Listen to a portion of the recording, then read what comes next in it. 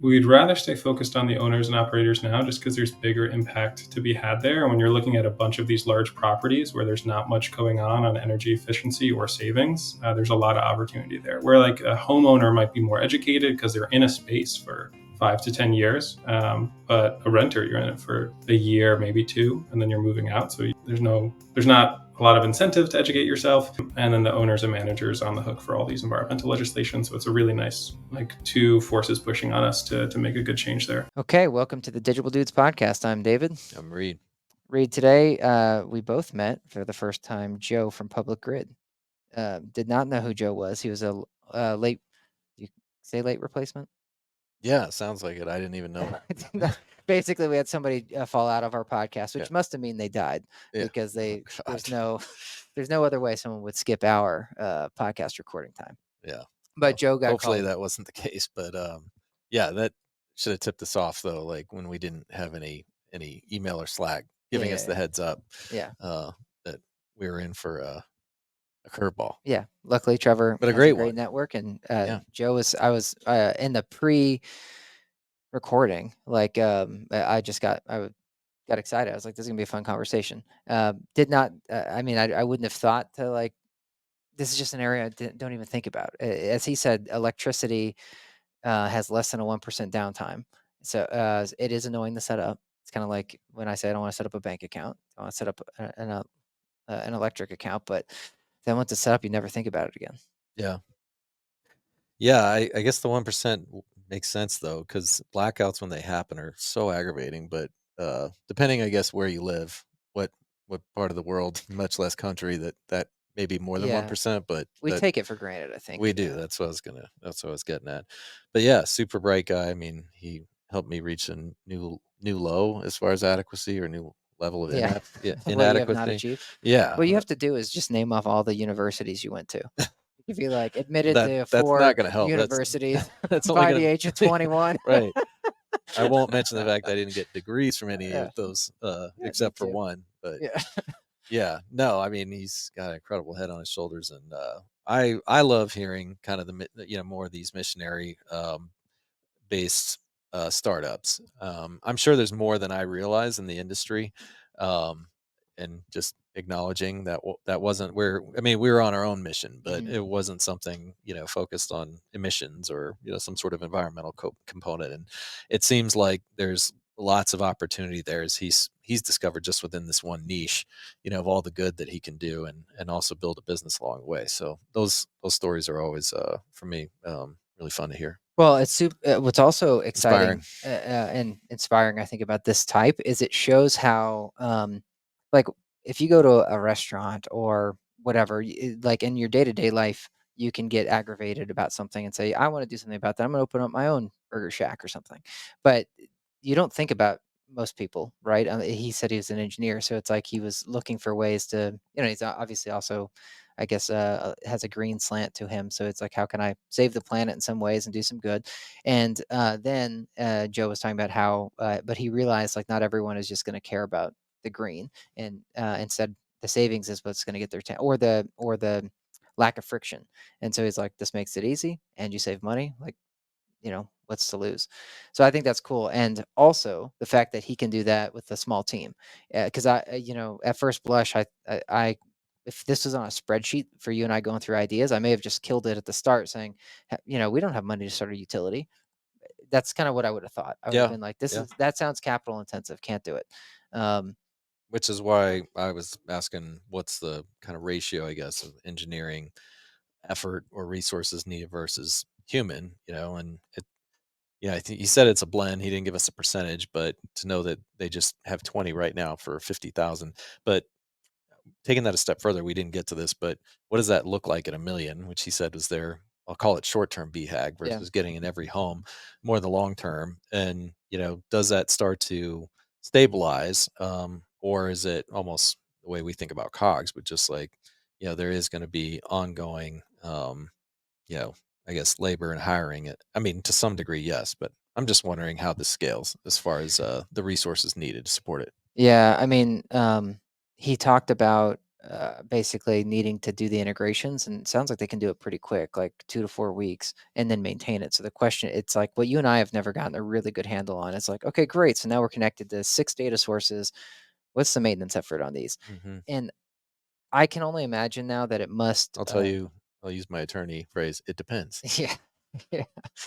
Uh, it just seems now that maybe well, actually, my statement's going to be incorrect already, because I was thinking like Google Analytics. It's already a heavily used thing, therefore should have tons of uptime, no issues. Like, but that's not the case. It feels like every few weeks our team is like having to fix something on Google Analytics connection. Because I was thinking maybe it's more the smaller utilities or something that he's dealing with, where it's like, it's kind of a hacky thing that they had to integrate with. Uh, but yeah, I guess I don't have seems like all of them are annoying, whether it's the hacky one or the big For ones. sure. I wonder what the consequences are of not maintaining. We ask ourselves that maybe more than we'd want to share, but you have to ask yourself that. So it's like I'll use, because literally I was just having this conversation with Lurch and Lurch. But what are the consequences of if we stop maintaining Ad Optimizer? You know, Right, would next month be, right, right. Armageddon, like just like the sky is falling, Yeah, or would we be okay for a few months? I mean, you've said that even about just running campaigns. yeah. I got to be careful here. I don't want to I just was repeat. asking the question. I Like, know, I at some know. point, you get the campaign No, in a good place. Do I you need know, to touch I it? know. It's super important. Okay, let me give you an example though, Don't want to spiritual relive. way. I was just I've been looking at buying a plow for the new place because it's too darn big to do by hand. I got myself in real trouble, like trying to shovel this by Mhm. hand. Anyways, I asked my neighbor, I was like, so you have one of those 4x4s, an ATV to run the plow. I was looking at buying one. First of all, they're more expensive than I thought. They're like over 10 grand. I was like, this seems nuts. I thought it Mm, would be like, I mm, guess I thought I was gonna buy like one of six those hundred electric dollars. cars for like like a child. Um, and then I was like, but it says I have to change the oil every 6 months. Like, tell me, Peter, how much maintenance you have to do on this thing? And he's like, oh, well, I've had it for 12 years now, and I've never changed the oil. I was like, oh, okay. So like, basically, stopped all maintenance on his ATV. 12 years goes by, good to go, no problems. That's how There you you go. gotta wonder, is the ad optimized? Do we have to change the oil? Yeah. Or just No. check the dipstick every now and then? You have to ask yourself that, because otherwise you can fall victim to the I don't know if it's a stereotype, but just the stigma of, like, how costly and but also important it is to maintain your technology. Right. And we're the last two, that should be speaking, maybe on this topic, but as founders and owners, we have asked this, and the more that you build, the more that question comes up, is like, what is required? Because in the example of public grid, are they if they don't maintain that connection, because it makes it sound more like we use the word integration, Yeah. but where it's like if you're plugged into Yardi and then suddenly that goes haywire, all your ads could be screwed up. Mhm. What is there an equivalent here, in this case? Because it sounds like a lot of the effort is just making sure that you can, plug into those different energy suppliers from like invoicing, account management, that kind of stuff. And they're getting the savings and negotiating just better contract. I know he said there's sometimes some other stuff, but then it makes me wonder, okay, well, what is the maintenance then? Like, um, but Well, and we can leave that for another conversation. We just did maintenance is so, like, so maybe it's broad. defining it too, right? Like, Yeah. I'm thinking, like, I bet if we were to read the instructions on the damn, door hinges, it would say, like, WD-40 these every 90 days or something. It's like, never once have I oiled a door hinge, right? And never will. Yeah, it still will not. And I bet there's stuff like that in tech where it's like, they added a new column. So it's like the maintenance is like, let's go ahead and be able to accept the new column. But the new column is nothing that we Right. actually report Exactly. on. Yep. It just, that's what's hard when you don't, um, with the 4x4, I am familiar with oil changes, right? So I can be like, sounds good, not gonna do it then, right? But when it comes to like code, it's like, well, okay, I don't know code, so sure, I guess like I've mistyped something and everything explodes. So I guess that's a thing. We got to do it. And that's what sucks, is just understanding how much you really have to do. Yep. Well, this podcast is not about maintenance specifically in code, but it did serve for a fun little tangent here. But yeah, it's about Public Grid and Joe and what seems to be a great company forming here in the industry with a great cause. I think it's super creative. I think you guys will learn a lot. And even if you don't touch electricity, he talked about how important it is for the onboarding of your new tenant. So I think it's interesting, and just stay tuned.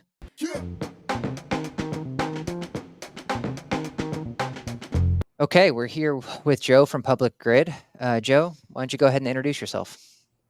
Everybody, I'm Joe Robbins, co-founder of Public Grid. Little bit of background on myself, total jack of all trades, undergrad mechanical engineering with a minor in sustainable energy systems, master's in business, and then literally everything from shooting and producing an award-winning documentary to being a top writer in multiple categories on Medium, done environmental consulting with the Environmental Defense Fund, and currently co-founder at Public Grid. And what we're doing at Public Grid is we're helping residents set up their electricity accounts, manage those electricity accounts, and automatically find them savings and ways to reduce their greenhouse gas emissions.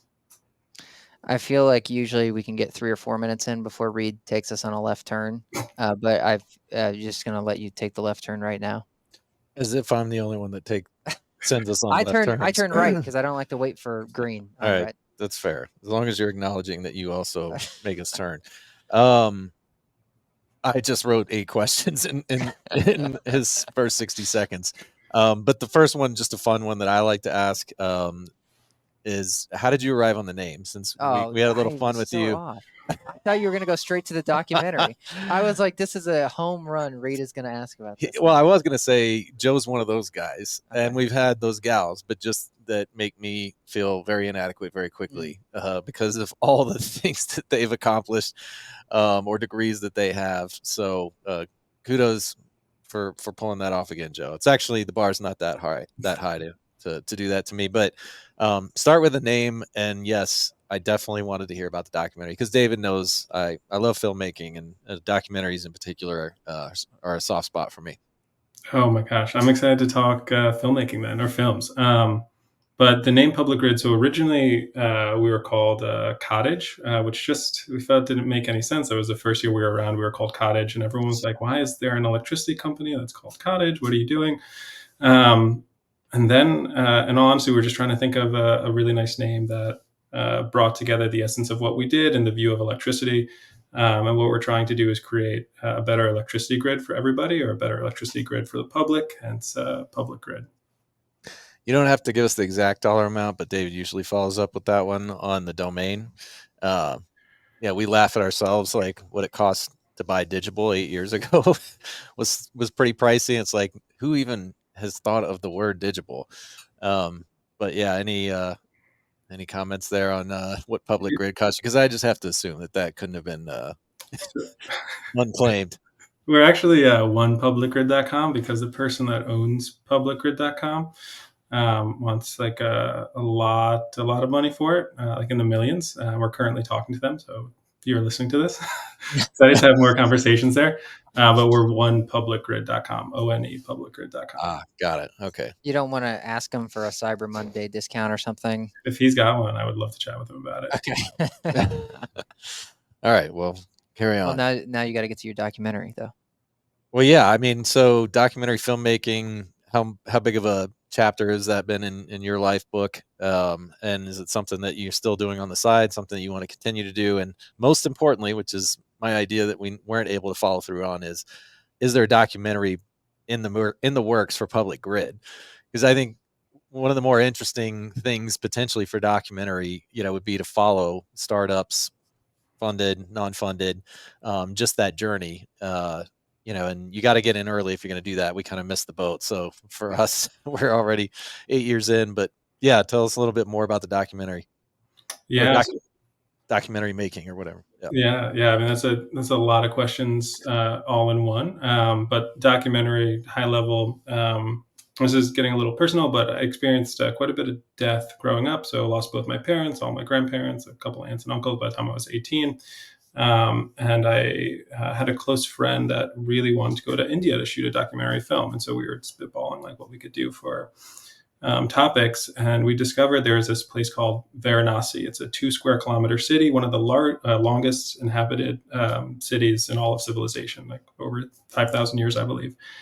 And it's believed in the Hindu religion, if you pass away and have your body cremated and your ashes spread in the Ganges River, that you'll automatically break the cycle of reincarnation and achieve moksha. So it's like their version of going to heaven automatically. So you could be a murderer, but if you die and have your body cremated in this city, you'll automatically achieve salvation. And so we thought it'd be really interesting to go there and get people's view on death. Like, does that change your view on the afterlife, or if you're afraid of dying, if there's a guarantee that you're going to go to heaven?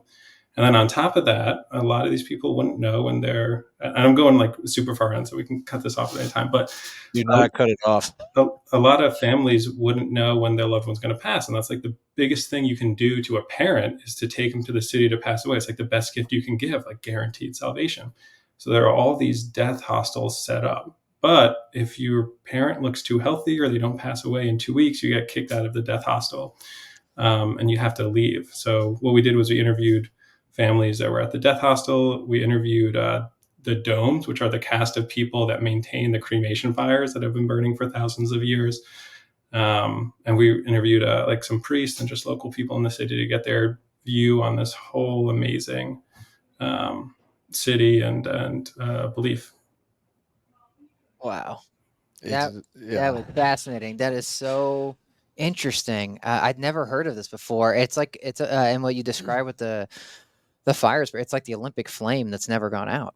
Yeah. There's 2 cremation, they call them ghats, which are just like the steps leading up from the river, where the fire's been burning for thousands of years. It's something that, it's a place that not many people know about, but it's one of my number one travel recommendations. You have to be ready for a crazy travel experience. Like, you'll randomly hear Ram Nam Sata Hai, which is meaning like the God, the truth, the light. And you look around and you'll see a body being paraded through the street. So it's a very intense place, but highly recommended to visit at some point, if only to have that experience. What was the conclusion at the end of the documentary? Do they view death differently? No, everyone's still afraid. Spoiler alert. Everyone's still afraid, but they talk about it more, which I think really changes how you deal with it. So in the Hindu religions and in the customs, there's a lot of things that you do for your loved one, or for friends of loved ones, like 1 week, 2 weeks, months after the passing. And it's something that you talk about way more. Whereas in the West, we don't really talk about death until it's happened to a loved one, and then you just like shove it away in the closet. So I think that the biggest message is, 1, you're always going to be afraid of death, but 2, talk about it more. It's a really empowering thing. Don't let it just hide in the closet, because you got to deal with it, and it's coming for all of us.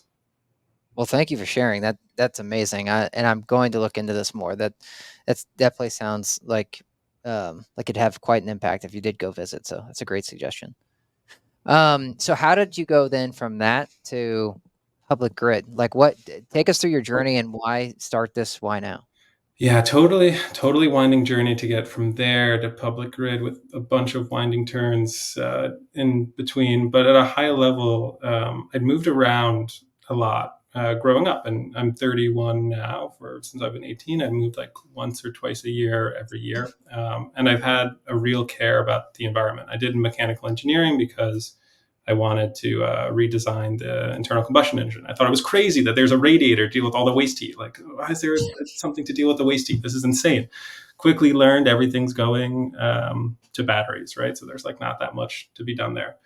And I looked at it and I said, well, there's a couple of different ways that you can impact the environment, or like have a positive impact for the environment. You can go the government route, which is awesome, right? You can have laws. You can go the social route, be a social media influencer and tell people, like, don't use fossil fuels, yada, yada, yada. Or you can go the business route and align incentives to make it really easy and obvious to reduce our environmental emissions. And that's the one I cared about most, because I saw most of the technology is there. It's just a matter of making it really easy and convenient and aligning the incentives correctly to use. So since then, I've been either dabbling or working on environmental projects. Now, I moved around a lot, and every time I would move around, I would have to call to set up an electricity account. It's one of the things you always need to do. The problem is that the utility companies have an average review of like 2.5 stars. If they were restaurants, you would not want to eat at them.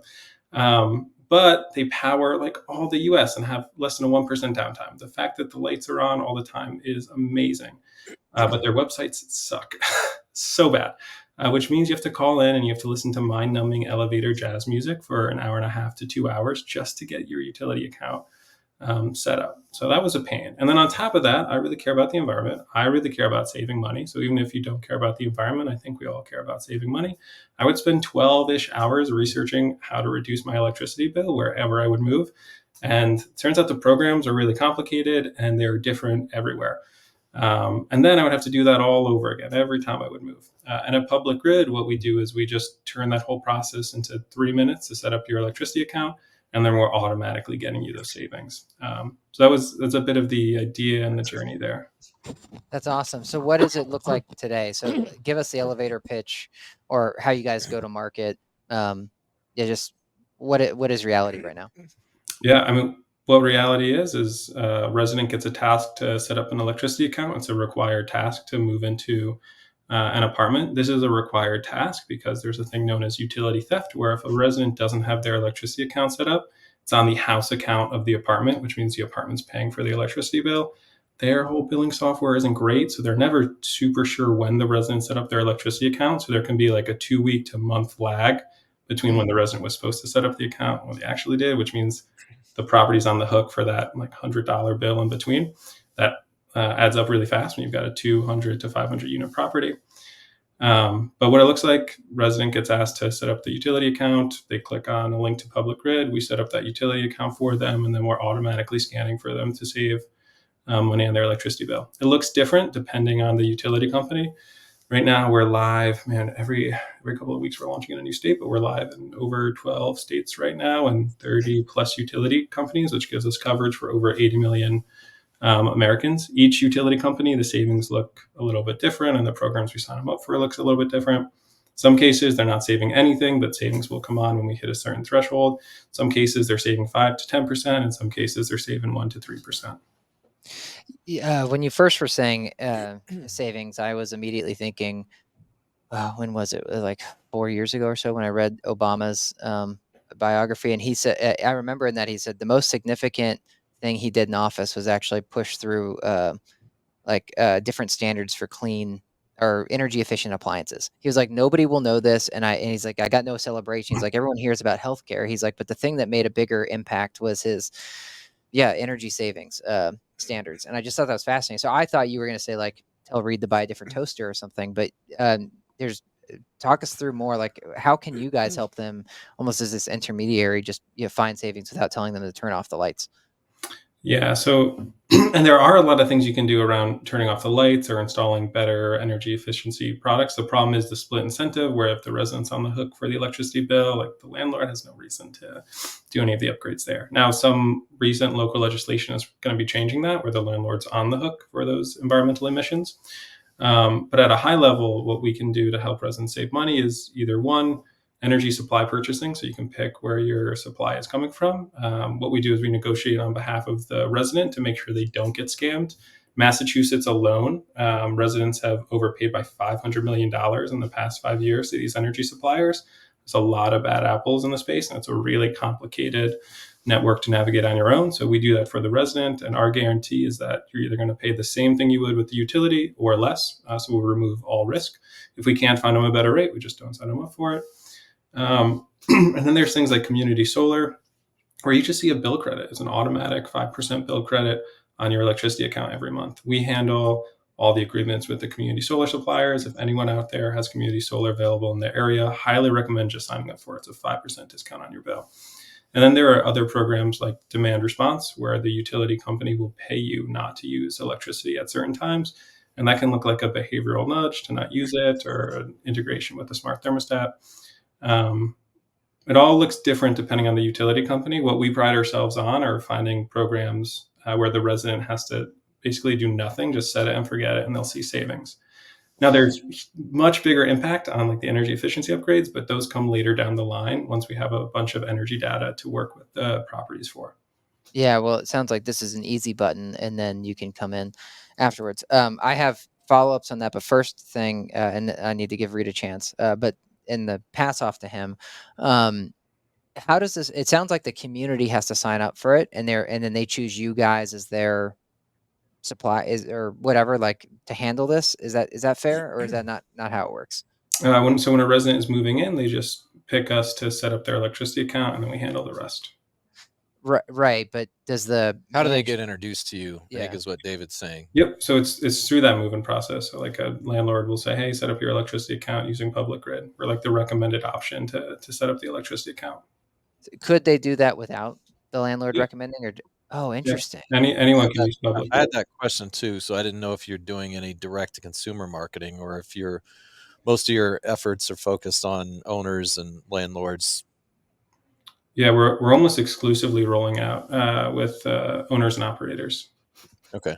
And is that just because of the cost? Like if you had a, war chest, would you uh put some money in marketing effort towards the D2C, or would you just stay focused on the owners and the operators?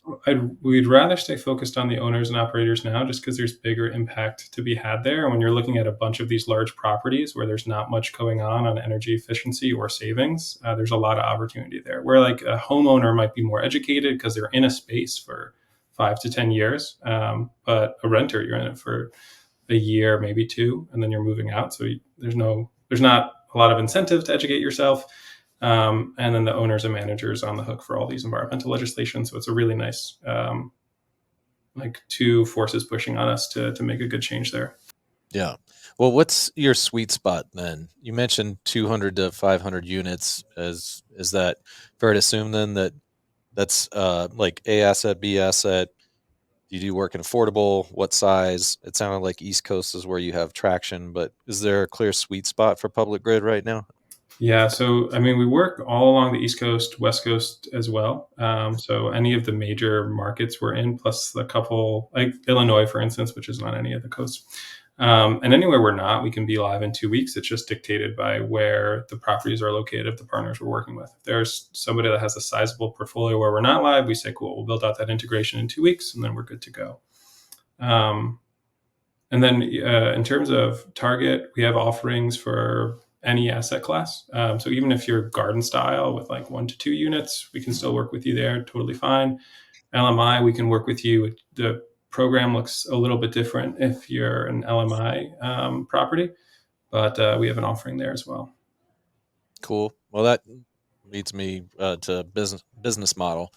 Because for many they can't have that big of a spectrum, I guess. Like garden one two unit or bedroom, and then also serve 500 unit Class A building. So, how does the business model work such that you can have that kind of versatility and basically serve all use cases?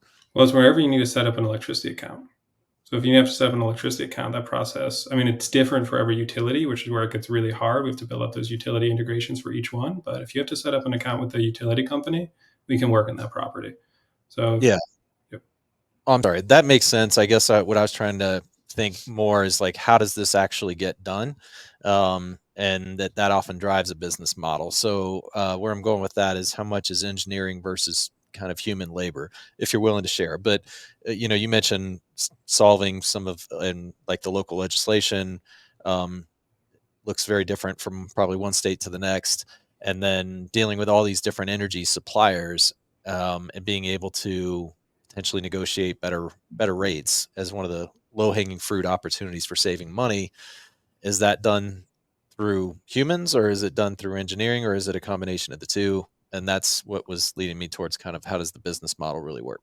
Yep, complete combination between the two. And we generate revenue when we save residents money. So when we save residents money, we make money. We try to align the incentives there to push us to find the best savings for the resident. Um, in terms of why it can work despite asset class, it all depends on what we're pushing for. So if you're a New York City landlord, I'm probably talking to you about local law 97. If you're a Bordeaux landlord, probably talking to you, or Boston landlord, probably talking to you about Berto. If you're out in Illinois, I'm talking to you about how frustrated your residents are getting setting up service with Com Edison, and how much money you're losing to utility theft. Or I could just be talking about, hey, how about we improve this experience so much more for the resident? It's no cost. We don't charge anything to the landlords to work with us. but we're going to give your residents a much better sign-up experience, and now they're not going to be messaging your property management team for how do I set up my utilities. And how much of your, I guess, go to market is mission focused versus the economics? So just getting it like as you're having these conversations with others and why to sign up with Public Grid, do you lead more with like, the greenhouse and it's the right thing to do, or do you find yourself getting to the kind of economic elements pretty quickly? Yep. If there's an ESG department with the owner operator, we're almost always talking environment because there's a really big benefit there. And those are the people on the team that have their pulse on the upcoming legislation. But if not, we're typically talking to an asset manager or somebody on the team about how we're going to improve this experience, how we're going to lower this utility theft, and how we're going to lower the amount of time that a property manager is being asked to call into the local utility for the resident. One more question, not meaning my last, but before I pass it back over here, but what's been the biggest objection? What do you, why do people not sign up or have told you they're going to pass? So we haven't gotten any of those recently, but when we were first starting out, nobody wanted to work with us because we were small and unproven. So that was our number one. I mean, we haven't gotten that in a long time, but that was our number one thing was we want you guys to be a little bit bigger. But we haven't gotten that because the value prop is pretty clear that anyone is willing to do a 1 to 2 building pilot. You knock the pilot out of the park and they say, okay, well, let's roll you guys out portfolio wide. Joe, if you're just kind of getting started with this, and I mean that, you know, generally speaking, and you're Yep. already at a point where you're getting no objections, that's pretty exciting. And David and I would like to add to your investor pool. But I'm assuming that you don't close 10 out of 10 pitches. So I was just figured there's got to be some, and but maybe it's not clear objections. It's like, hey, maybe talk to us next year versus like hard nose. Yeah, so I haven't gotten anyone that's given me a reason to say no other and like cards on the table being as honest as I can here. The biggest push we've gotten is like not a follow-up call, but I don't know why a not follow-up call happened, right? So like if someone doesn't return an email, I'm not sure why they passed, but nobody's outright told us a reason for passing other than, hey, we're actually like gummed up here for the next 2 quarters. Would love to launch you guys in Q2 of 2025. But no one's given us any consistent reason for not wanting to move forward with a pilot. Can Well, you? Oh, Reed wants you to get a cheer there. Joe, what? Maybe let's back up a minute and have you educate me about the market. Like when in the 2 homes I've owned in Colorado, both of them, it was like, here's your option. You can only use this utility company. And Reed and I also grew up in Texas, and my impression of Texas is very similar too, where it was like, this is who you're using, and so. So maybe you could speak to that and how there are these different suppliers in different states and how it generally works across the U.S. and that kind of thing. Yeah, so and it's the programs are going to change to each utility and to each state. So there's what's known as deregulated electricity states. So roughly half of Americans live in a deregulated electricity state. That means that they can choose who their electricity supplier is, or they can choose who their gas supplier is. Now, these people are still going to use a local utility because the local utility owns the wires. They still have to pay the delivery portion, which is the portion of your bill that's dedicated to like maintaining and making sure the electricity gets delivered or the gas gets delivered to your house. But in these deregulated energy states, you can choose a separate supplier from your local utility. Some cases, your local utility is going to have the cheapest rate, and it doesn't make sense to switch off. In some cases, you're going to find a cheaper rate. We connect residents with those suppliers, and that's how it works on the energy supply side. And then there's additional programs like community solar or demand response that aren't bound by that deregulated energy supply state boundary. So demand response, most utilities have some version of a demand response program you can sign up for. And then community solar is live across a handful of states as well. That's super interesting because your 2.5 stars that you spoke about that these energy companies get, I'm guessing that's on the local, the whatever you said, the company that owns the lines more than it is actually the supplier. Is that? right? Both of them are not rated well. Like those energy suppliers cheat people all the time. They have a predatory tactic of targeting like a lot of LMI customers or people with low English literacy. So not many of them have high ratings either, because the average consumer wants to think they can game the market, right? Everyone wants to think I'm smarter than the market and I can get a better electricity price. But it turns out it's really complicated to do that. And there's a lot of tricks that these suppliers use. Like they'll lock you in a low introductory rate, but because you don't look at your electricity bill religiously, you don't notice that they jack up your rate to be 3 to 4 cents more per kilowatt hour than you would have been if you stayed with your local utility company. And then, like most people don't know the difference between a kilowatt or a kilowatt hour, and what is 12 cents a kilowatt hour compared to 14 cents a kilowatt hour. Like how much more am I spending, or how much more could I be saving there? And people figure out that they're cheating them, and then they leave a bunch of nasty reviews, rightfully so.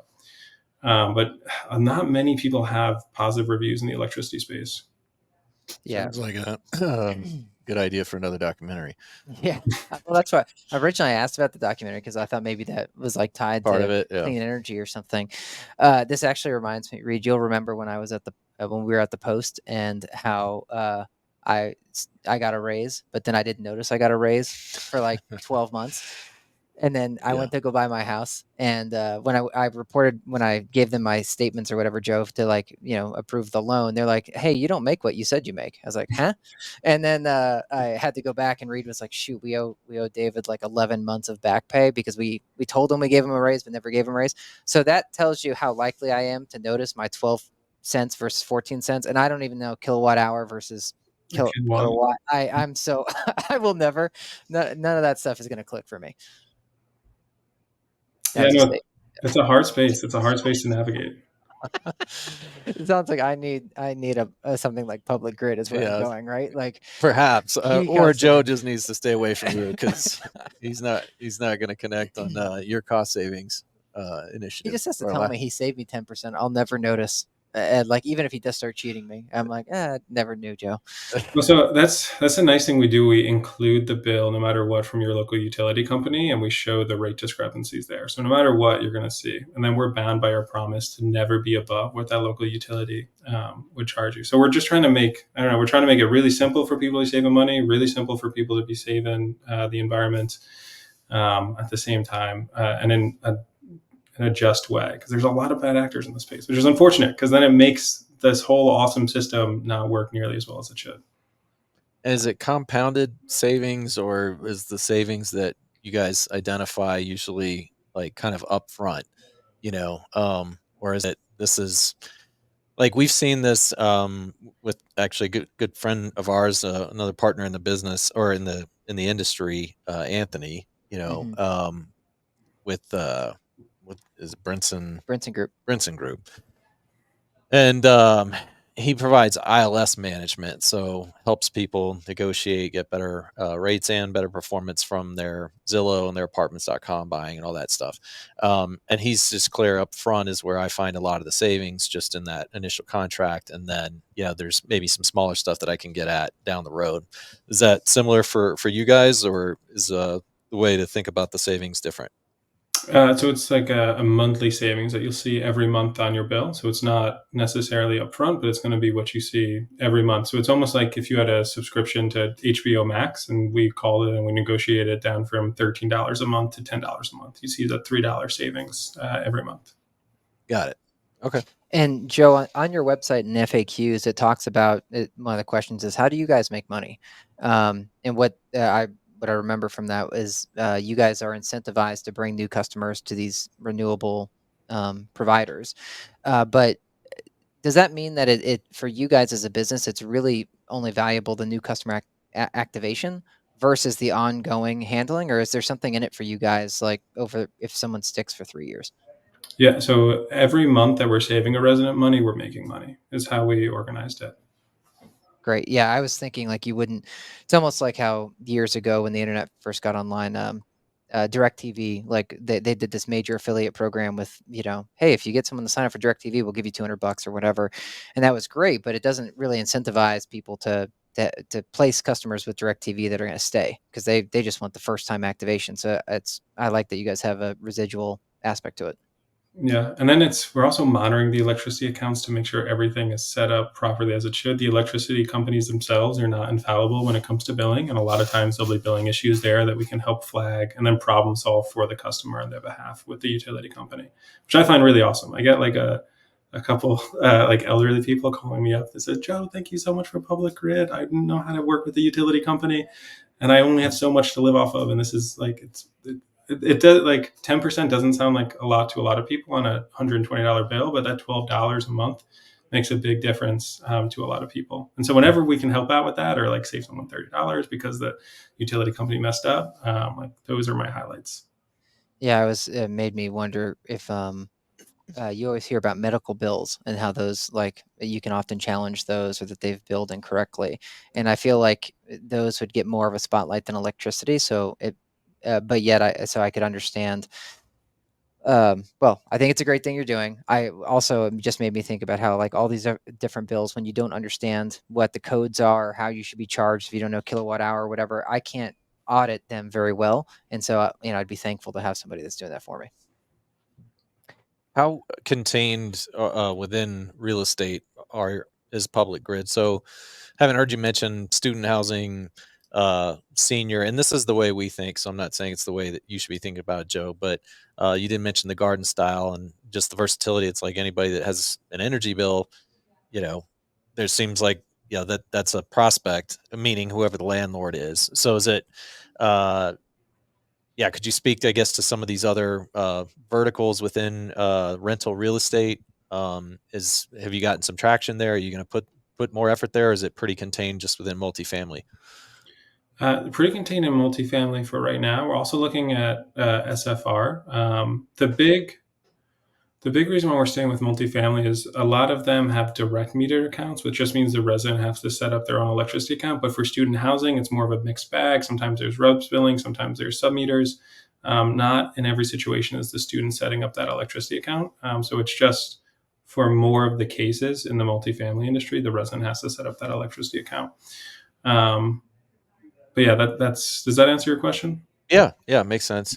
You also said, I think before we jumped on, that 50% of energy usage is the residents at that unit level. That obviously leaves another 50% more common, the property itself. So I'm just curious, is there any possibility or intent of public grid closing, that other 50%, or are you just going to stay on the resident side? Because it seems like with how well you guys are learning the legislation and these energy suppliers, that you could also be negotiating a little more upstream, like with some of the property owners. Yeah, and so that 50% stat was sub-metered properties versus direct meter properties. But energy I got that usage, wrong.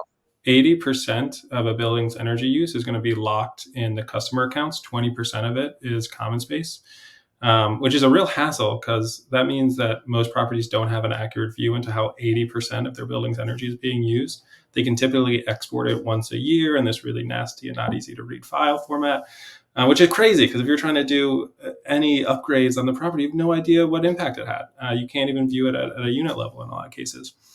Um, but in terms of going to common space, there's providers that do that already, like Conservice. I don't think we have any interest in the short term going there. I think we're pretty happy and just making sure that the resident experience is as best as possible. And I think there's still a lot of room to be had there. So no short term interest is going to common space. Cool. This is I think maybe falls a little bit outside of your area, Joe, but I'm wondering, do you know how much like a one bedroom apartment in the same building, how different it may be from one another? Meaning, like if Reed versus I, because all the appliances are basically the same, except Reed went mainstream, bought a Ninja blender, and I got the knockoff on Amazon. So, how much different is it really his energy bill versus mine if we're in the same unit? Yeah. So the crazy thing is that knockoff Ninja Blender will increase your electricity bill by 3 to 4x. No, the major change, you don't have to worry about appliances. So a lot of people say, hey, get Energy Star appliances, focus on phantom load, always be sure to unplug your appliances. I'm a huge advocate of all of that. Like get the most energy efficient appliances you can and make sure everything's unplugged or on a power strip and turned off. But if you're looking at discrepancies in unit level, the biggest factor for the change in electricity usage is going to be how do they heat and cool their apartment. So if it's in the summer and I prefer my apartment at 60 versus, say, Reed prefers his apartment at 72, like there's going to be a big difference in the electricity bill, a 2 to 3x difference in electricity bill. So it's all in temperature preference. Everything else has an effect, but it's dwarfed by how much an HVAC system will change an electricity bill. Makes total sense. I keep our house pretty cold, both in the winter. Actually, in the summer, we don't have an option. We're up in the mountains, so we don't have an. But Nicole was like, "Hey, David, it's 56 degrees in the kitchen. Can we turn on the? Sounds wonderful. Can we turn She's building brown heat?" fat and she doesn't know it. I know. I was like, it's fine. Start a fire. Cook something. Speaking of emissions. Yeah. All right. Well, Joe, the last thing I have here is competition. What are you guys facing much Is this like a pretty active space, or are you guys almost the ones starting to roll the rock up the hill? Yeah, so a lot of competitors in the energy supply space, a lot of competitors in the community solar space, a lot of competitors in the demand response space. But there's not many people that are doing exactly what we're doing specifically for multifamily properties. So kind of, but nothing that's a targeted solution only for multifamily properties. There's a lot, like Local Law 97, if you weren't working with multifamily properties, you wouldn't be caring about that. So no direct competitors in the multifamily space that I can think of. If we're talking about people finding better energy supply deals, there's a bunch of those, but we can work nice with those companies. Same with demand response companies, same with community solar companies. In fact, we have partnerships with a bunch of those companies. Got it. Well, I mean, to Reed's point earlier about objections, it sounds kind of like a no-brainer. To your point, depending what state I'm in or locale, there may be different reasons why I care. But one of the very first things you started with was that whole $20,000 electric theft, which, me as a resident, I wouldn't even know if I was doing electric theft. Like, it wouldn't be conscious. It'd just be like, oh shoot, I guess I got to turn on or make a bill, but my thing worked anyways. So, yeah, it almost sounds like no downside. It's more maybe what Reed was getting at with you, or I guess during that part of the conversation, Joe, where people are maybe not moving on it because they're like, well, I have other fires right now, and taking on another initiative is still effort, even if it seems like a no-brainer. It's just not my biggest priority at the moment. Is that all fair, or is there something in there where I'm missing something? No, I think that's completely fair because it's not always somebody's number one problem right now. They've got a dozen other things that they're juggling. And man, like there is a lot to do when you own multiple multifamily properties, and maybe utility activation is the number one. And I completely understand that. Got it. And then as far as I guess like as you like the road ahead, what is if your guys aren't facing a ton of objections, sure, you're not everyone's getting you the return call and you're not sure why. What is the biggest challenge for public grid? Yeah, so right now it's just keeping because most people when we work with them, they want to roll out nationally. They want to start a pilot regionally and then they want to roll out nationally, which means we have a lot of push to regions where we don't have the utility connection set up yet, and we can get those set up. But it's going to be a really important balancing act for us to see where do we activate and like having a minimum property size in each area because it's a bunch of engineering resources and it's a lot of customer service resources in each new area that we open. And I think we have to be really careful about growing too fast in the wrong locations and really holding firm with where we want to roll out. That is going to be the biggest challenge I can think for us is just making sure those rollouts are as strategic as possible so that we don't get too ahead of our skis in too many places and then drop a ball on a couple of pilots or with some large clients because these utility accounts are hard to stay on top of. There's a lot of things going on in the back end technically, customer service wise, operation wise, and the last thing we want to do is like mess up something as important as electricity. So to me that's the most important. Yeah, I mean, it's like with Uber or Lyft, they could just go city by city and say, "Great, now we're going to do Chicago." Right? You guys sort of can do that, except that what's different here is niching within multifamily. If you have someone that has kind of like a smattering of properties across the U.S., they may have one in Idaho Springs or something. And is it really worth Idaho Springs for one property or not? And so getting some of those, like, I mean, the NMHC top 50, maybe any of those would be good to do a rollout because they might have good density. But if you're underneath the top 50 and it's just sort of, just kind of all over the place, that could be challenging, because then you can't even say, like, now we're attacking Chicago and we're going to get just the management companies that are dense in Chicago. Yeah, you got it. Well, what you started to unpack it, and I'm not asking you to spend too much more time there, but just what's involved with a connection, as you said, with some of these new energy or different energy suppliers, like in different states. So if you were, as David's saying, with the NMHC top 50, to get a couple of those opportunities, and they were predominantly in markets, states that you aren't currently serving, what kind of timeline, assuming that you do want that business? It's like, yes, we definitely want to work with you, but we're going to set expectations here. We can't get online with this and have a full rollout for 12 months, 6 months, 3 months. Our average timeline for a new utility integration is 2 to 4 weeks, depending on how big the client is. We can even lower that down a little bit. Where it gets challenging is then you have to still maintain all those connections. So with each new connection we build, we just have to make sure we have the engineering and operational capacity to make sure that that connection is stable, all the data is flowing correctly, all the billing information, everything is processed properly. So while the connection doesn't take us a ton of time, we just have to make sure that we reserve capacity to maintain it. Because once you build it, it's never done. You always got to maintain it. I've heard that. So I'm going to ask you another investor question. It feels like David was hitting you with a couple of those, competition, partnerships. And I don't know if we got specific on partners, but your moat. Since it sounds like you're relatively unique, if not fully unique, with this offering, that in itself is provides some form of a moat, because others have not already figured out how to do this or are in the space. But think a few years further ahead. Is that actively in your mind? Like, how are we going to kind of protect ourselves? Like, if the secret, is out and people see what we're doing and the success we're having, how are you going to protect from that? Or are you just like, we're heads down, we don't really worry about competitors? Yeah, I don't think it's healthy. And we were talking about this a little bit early on in the show, but I don't think it's healthy to be worried too much on the competition side. I think it's way more important to be worried about being best in class and growing as fast as you can. And like with big asterisk on as fast as you can, because you have to grow responsibly fast.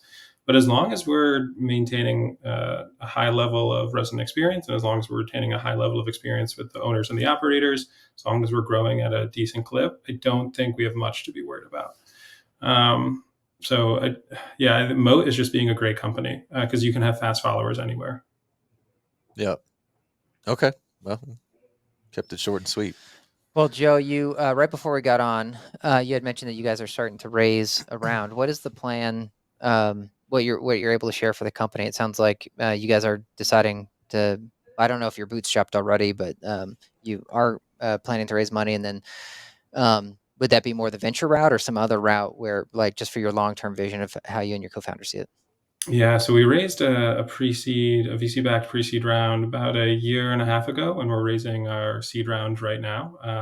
So if there are any investors out there, any VCs out there that would like to talk more, please send me an email at joe@onepublicgrid.com, onepublicgrid.com. We're currently out raising our seed round. And are you guys, so it sounds like it was venture. So should I think of, like, you guys are on kind of like a decade long, like, thing here to build to a certain mass, and then hopefully would the exit be more of an acquire? Would it be more of an IPO, or have you guys been able to put thought to that yet? There is a lot with public. There's a lot in the utility space, and every month that we're building it, we're uncovering more and more opportunities. So, like the ideal fun, and I say fun with like a bunch of asterisks, would be like IPOing, because that means you get to continually build the company and you get to build something really big and really impactful. But there's a bunch of headaches that go along with an IPO, so it's not not a ton of fun. But that is the route we'd be looking to go. We want to grow this thing big. Yeah, so it would be, it sounds like grow quickly now to get to some form of sustainability, like default alive, and then give yourselves the chance to make it all the way through to go public. You got it. Oh, super interesting. And to be more specific, since you want to grow this thing big, is there a BHAG that's already been determined for the company?